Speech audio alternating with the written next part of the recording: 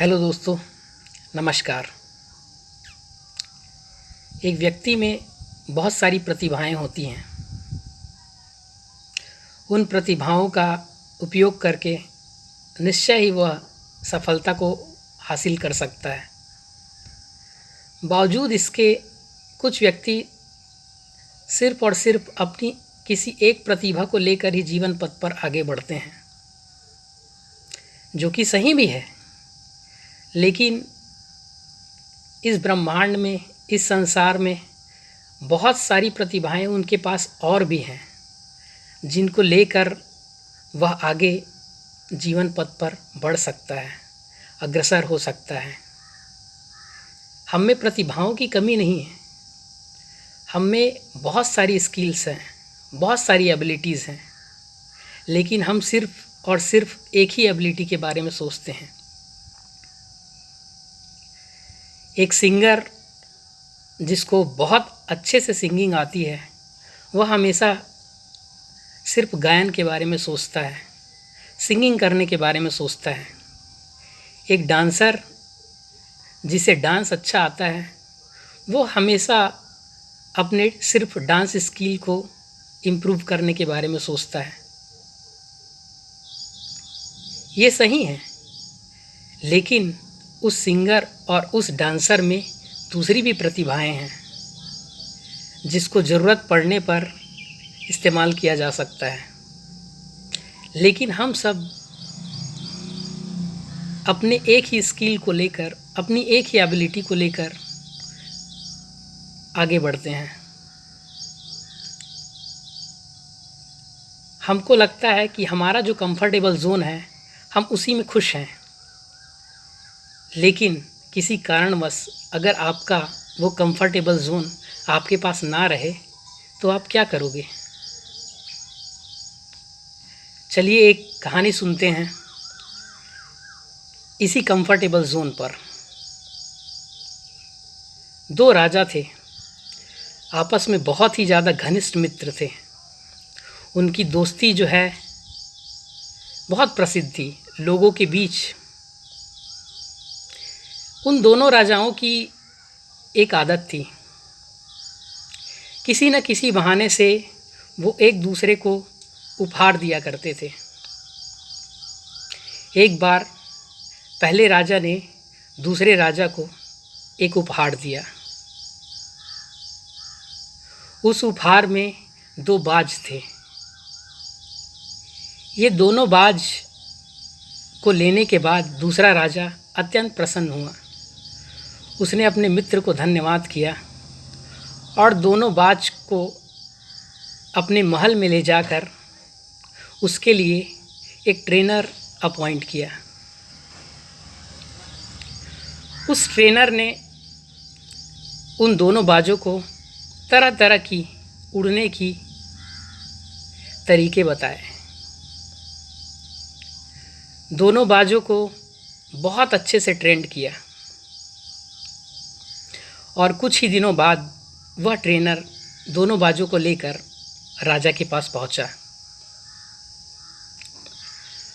और उसने बताया कि एक बाज तो बहुत अच्छे से ट्रेंड हुआ है और तेज गति, मध्यम गति और मंद गति, तीनों गतियों में उसको महारत हासिल हो गई। लेकिन वहीं पे दूसरे बाज को वो अच्छे से ट्रेन नहीं कर पाया। इसका उसने खेद व्यक्त किया। राजा को लगा कि ट्रेनर ने शायद दूसरे बाज को अच्छे से ट्रेनिंग नहीं दी। उसने ट्रेनर बदल दिया। दूसरे ट्रेनर ने भी उसको बहुत तमाम कोशिशों के बाद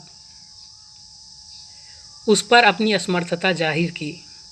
उसने राजा से कहा कि राजा साहब, कि ये बात जो है इसको मैं नहीं उड़ा पाया। राजा को लगा कि किसी तीसरे ट्रेनर की आवश्यकता है। उसने तीसरे ट्रेनर को नियुक्त किया। इसी प्रकार चौथे, पांचवें और अनगिनत ट्रेनर जो है उसने उस दूसरे बाज को ट्रेंड करने के लिए लगाया, लेकिन सब ने असमर्थता जाहिर की। तभी राजा ने घोषणा की कि जो कोई भी मेरे इस बाज को अच्छे से ट्रेंड करेगा और अच्छे से उड़ना सिखाएगा, मैं उसे बहुत सारा उपहार दूंगा। तभी एक गांव का रहने वाला नवयुवक राजा के पास आता है और कहता है कि आप अगर अनुमति दें तो मैं इसको उड़ाना सिखाऊंगा। उड़ने की सभी गतियों को इसको मैं सिखाना चाहूँगा। राजा ने खुशी जाहिर करते हुए उसको हाँ कह दी।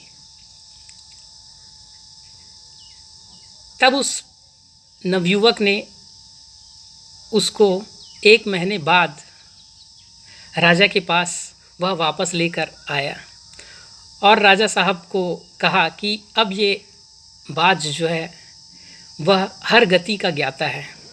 तेज गति, मध्यम गति और मंद गति, सभी गतियों में ये निपुण है।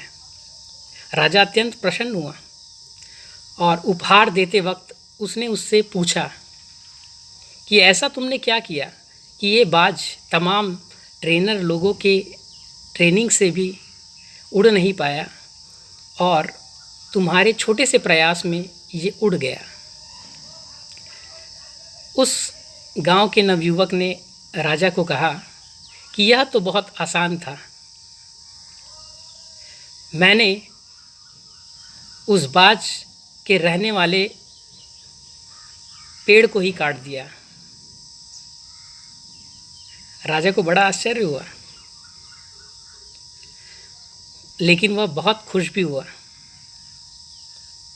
और उसने उसको उपहार दिया। दोस्तों, हमारे साथ भी ऐसा ही होता है कि हमारा जो कंफर्टेबल जोन है हम उसी में खुश रहते हैं और उस कंफर्टेबल जोन के अलावा किसी दूसरे चीज़ के बारे में सोचते ही नहीं। जबकि मैंने बताया कि हमारे पास बहुत सारी प्रतिभाएं हैं, एबिलिटी है, स्किल है। अगर एक किसी एबिलिटी के कारण, एक किसी प्रतिभा के कारण अगर हम असफल हो जाते हैं तो दूसरे प्रतिभाओं को भी हम अपने जीवन में आजमा सकते हैं। आप सबको मेरा धन्यवाद मुझे सुनने के लिए। Thank you.